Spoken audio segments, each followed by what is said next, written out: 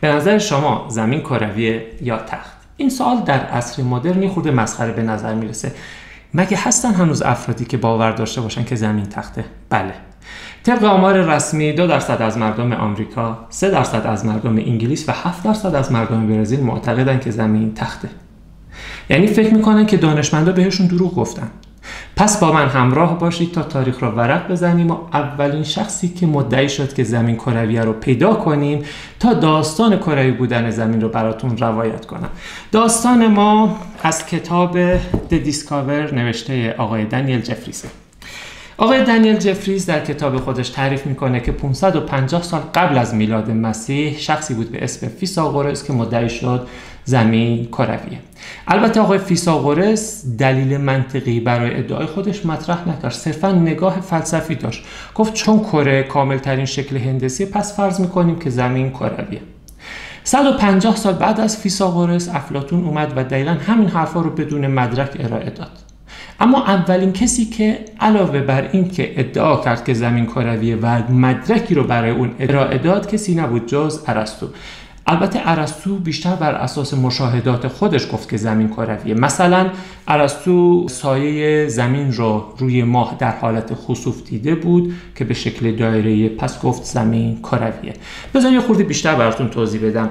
اگر ما زمین رو دقیق در بین ماه و خورشید داشته باشیم، زمانی که نور خورشید به زمین میرسه و سایه زمین روی ماه تشکیل میشه، اگه از رو زمین به ماه نگاه کنیم سایه رو به شکل یک دایره میبینیم و ارسطو بعد از این مشاهده گفت که زمین کرویه. اما یک نفر چهارمی هم وجود داشت. اول گفتیم که فیثاغورس اومد بدون دلیل ادعای کروی بودن رو مطرح کرد، بعد افلاطون همون حرفای فیثاغورس رو تکرار کرد، بعد ارسطو رو داشتیم بر اساس مشاهدات خودش گفت که زمین کرویه. اما یه نفر چهارمی بود که مثل ارسطو صرفاً بر اساس مشاهدات نبود، محاسبات رو انجام داد، محاسبات خیلی خیلی ساده ریاضی که به صورت خیلی دقیق در 2265 سال قبل کروی بودن زمین رو اثبات کرد و اون شخص کسی نبود جز اراتوستنس. تلفظ یونانیش خورده سخت‌تره که در انگلیسی و فارسی بهش میگیم اراتوستن. اراتوستن ریاضیدان یونانی بود که به جغرافیا و مسائل طبیعی هم علاقه‌مند بود. 240 سال قبل از میلاد مسیح رئیس بزرگترین کتابخانه تاریخ باستان در بندر اسکندریه بود. بندر اسکندریه شهری در شمال مصر امروزی که در اون زمان عضوی از امپراتوری بزرگ یونان بود. اراتوستن از افرادی که به شهر اصفهان سفر کرده بودند داستان‌های جالبی رو شنیده بود که ذهنش رو به شدت مشغول کرده بود. اصفهان یک شهری در 840 کیلومتری جنوب بندر اسکندریه. افرادی که به اصفهان سفر کرده بودن داستان‌های جالبی رو تعریف می‌کردن. مثلا میگفتن در اولین روز تابستان تابش‌های نور خورشید به قدری عمودیه که در وسط روز هیچ سایه‌ای تشکیل نمیشه. اونا از یک چاه اسرارآمیز هم صحبت می‌کردن. میگفتن در شهر اصفهان یک چاه اسرارآمیزی وجود داره که در اولین روز تابستان در وسط ظهر هیچ سایه‌ای در کف چاه تشکیل نمیشه، یعنی نور خورشید مستقیما به کف چاه میتابه و این خیلی جالبه. چرا؟ چون در مناطق کبیری به دلیل اینکه سطح آب‌های زیرزمینی خیلی پایینه، چاه‌های آب رو خیلی عمیق حفر میکنن و اینکه نور خورشید بدون اینکه هیچ سایه‌ای در دیوارها تشکیل نده و مستقیما به کف چاه برسه یعنی 90 درجه کامله. و همین مسئله فکر اراتوستن داستان ما رو مشغول میکنه. میگه ببین، اگر زمین تخت باشه در هر لحظه خاص باید طول سایه ها در تمام نقاط زمین یکسان باشه. چرا؟ چون به دلیل فاصله بسیار زیاد خورشید از زمین میتونیم تابش های نور خورشید رو موازی در نظر بگیریم. پس طول سایه ها باید در تمام نقاط زمین یکسان باشه در صورتی که زمین تخت باشه. اینکه در اصفهان در یک روز خاص، مثلا اولین روز تابستان، هیچ سایه‌ای تشکیل نمیشه، اما خب تو اسکندریه هیچ وقت این اتفاق نمیفته، همیشه حداقلی از سایه وجود داره. پس زمین تخت نیست، باید زمین کروی باشه و میاد محاسباتی رو انجام میده. اجازه بدید ادامه داستان رو روی وایت بورد عرض کنم، یه خورده اینا رو جابجا کنم.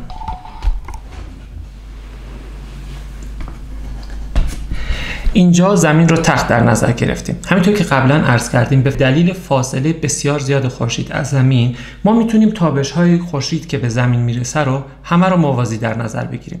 پس اگر تابش‌ها رو موازی در نظر بگیریم و زمین رو تخت در نظر بگیریم، در هر لحظه خاص باید زاویه تشکیل سایه در سراسر زمین یکی باشه. یعنی اگر اینجا ما کوه اورست رو داشته باشیم، اگر اینجا ما خونه‌هایی در استرالیا رو داشته باشیم، اگر اینجا ما دیواری در مثلا لندن یا مثلا درختی رو در نروژ داشته باشیم، در هر لحظه خاص به دلیل تخت بودن زمین و به دلیل موازی بودن تابش‌های خورشید روی زمین باید زاویه تشکیل سایه کاملا برابر باشه، اما اینطوری نیست. طبق مشاهدات آقای اراتوستن در یک لحظه خاص، یعنی در اولین روز تابستان، زاویه تابش در 2 نقطه مختلف متفاوت بود و زاویه تشکیل سایه هم متفاوت بود. پس این مسئله زمین تخت رو برای همیشه رد میکنه و میریم سراغ زمین کروی. حالا این نکته جالب، اراتوستن تا اینجا میدونست که در شهر اسکندریه و شهر اصفهان تفاوت در زاویه تابش و تفاوت در زاویه تشکیل سایه وجود داره، اما دقیقاً نمیدونست چقدر. و این رو هم میدونست که در هر لحظه نمیتونه این تفاوت رو به دست بیاره. چرا؟ چون فقط اطلاعاتش این بود که در شهر اصفهان در اولین روز تابستان در وسط ظهر زاویه تابش به 90 درجه و زاویه تشکیل سایه 0 میشه. پس باید 1 سال منتظر میموند تا در اولین روز تابستان سال آینده در بندر اسکندریه زاویه تابش خورشید و زاویه تشکیل سایه رو اندازه‌گیری میکرد و دقیقاً در اولین روز تابستان سال آینده زاویه تشکیل سایه در بندر اسکندریه رو 7 درجه و 12 دقیقه به دست میاره که معادل 7 و 2 دهم درجه است. با من همراه باشید تا روی وایت بورد ادامه محاسبات رو انجام بدیم. اول یک اصل، اینا رو دوباره جابجا کنم. اول یک اصل هندسه رو عرض کنم. ما اگر یک خط مماس روی دایره داشته باشیم، در نقطه اتصال اون خط مماس عمود بر شعاع دایره است. یعنی چی؟ یعنی اگر ما اینجا یک خط مماس رسم کنیم، در این نقطه که نقطه اتصاله، این خط مماس نسبت به شعاع دایره 90 درجه است. این یه مسئله رو به ما نشون میده. یعنی اگر ما چاه آبی رو در زمین حفر کنیم، عمود بر سطح زمینه و در راستای شعاع زمینه، یا اگر دیواری رو عمود بر سطح زمین درست کنیم، دقیقاً در راستای شعاع زمینه. پس اینجا همون چاه آبیه که در اصفهان داریم در راستای شعاع زمین و این همون دیواریه که آقای اراتوستن در بندر اسکندریه زاویه تشکیل سایه رو اندازه‌گیری کرد که همونم در امتداد شعاع زمینه. الان یه نکته دیگه، ما گفتیم که در شهر اصفهان تابش ها به قدری مستقیمه که به کف چاه میرسه بدون اینکه هیچ سایه تشکیل بده. یعنی اون تابش ها در راستای شعاع زمینه. چرا؟ چون مستقیم میان و به کف چاه میرسه.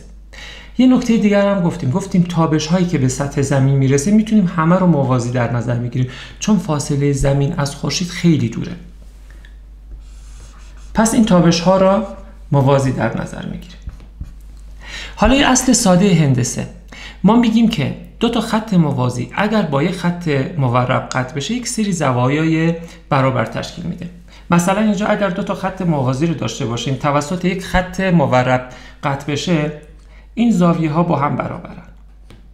اینجا ما اگر این 2 تا تابش رو موازی در نظر بگیریم و این زاویه، این شعاع زمین رو اینجا خط مورب در نظر بگیریم، این زاویه با این زاویه و این زاویه و در ادامه این زاویه برابره.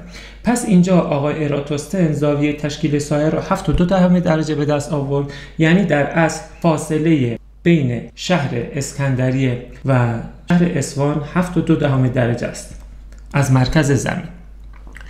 حالا این چه کمکی به ما میکنه؟ ما میدونیم که مجموع زوایای داخلی دایره 360 درجه است. 360 درجه تقسیم بر 7 و 2 دهم درجه برابر 50. یعنی در اصل فاصله بین بندر اسکندریه تا شهر اصفهان 1/50 کل محیط زمینه. پس اگر آقای اراتوستن میتونست فاصله این 2 تا شهر رو اندازه گیری کنه و اون رو در عدد 50 ضرب کنه، در اصل تونسته محیط زمین رو به دست بیاره. حالا یک چالش جدیدی رو داشت. اون چطوری میتونست این فاصله رو اندازه گیری کنه؟ چطور؟ اراتوستن برای اندازه‌گیری فاصله بندر اسکندریه تا شهر اصفهان از کاروان‌های تجاری کمک می‌گیره. میره پیش سرکاروان‌ها، ازشون میپرسه که چند روزه به مقصد میرسید و هر روز چقدر مسافت رو طی می‌کنید. سرکاروان‌ها میگن که از بندر اسکندریه که راه میافتیم هر روز مسافت 100 استادیوم رو طی می‌کنیم و 50 روزه به مقصد میرسیم. یعنی فاصله بین اسکندریه تا اصفهان 5000 استادیومه. حالا استادیوم چیه؟ استادیوم واحد اندازه‌گیری طول در اون زمان بود. به طول پیست 2 میدانی میگفتن استادیوم. یعنی ورزشگاه‌های یونان باستان رو در نظر بگیرید، در وسط یک زمین ورزشی وجود داشت و در اطراف زمین ورزش یک پیست 2 میدانی بود. اما نکته مهم اینجاست که رفتن پیست‌های 2 میدانی رو در ورزشگاه‌های مختلف رو اندازه‌گیری کردن و دیدن عددها خیلی متفاوته. از اون طرف مسافت بین این دو شهر رو بر اساس حرکت شتر اندازه‌گیری کردن، یعنی یک تخمین خیلی حدودی، این تخمین اصلا دقیق نبود. اما در کمال ناباوری معادلات بسیار دقیق بود. ما گفتیم که فاصله بین شهر اسکندریه تا اصفهان 1/50 محیط زمینه. پس اونا عدد 5000 استادیوم رو ضرب در 50 میکنن و محیط زمین رو 250,000 استادیوم به دست میارن. ما میدونیم در عصر امروز محیط زمین چیزی حدود 40,000 کیلومتره و مسافت شهر بندر اسکندریه تا اصفهان چیزی حدود 840 کیلومتره. یعنی 2265 سال قبل با ابزار بسیار ابتدایی، با محاسبات خیلی خیلی ساده و بر اساس چند اصل ساده هندسه تونستند که محیط زمین رو خیلی دقیق به دست بیارن. و واقعا آنچنان عجیب نیست، آنچنان سخت و غیر قابل فهم نیست که بعد از 2265 سال هنوز افرادی هستن که فکر میکنن زمین تخته و دانشمندا بهش دروغ گفتن. الان یه سوال خیلی مهم، تا اینجا که اومدی آیا واقعا ارزش نداره که لایک کنی، کامنت بذاری، بفرستی برای دوستات و سابسکرایب و فالو رو یادت نره؟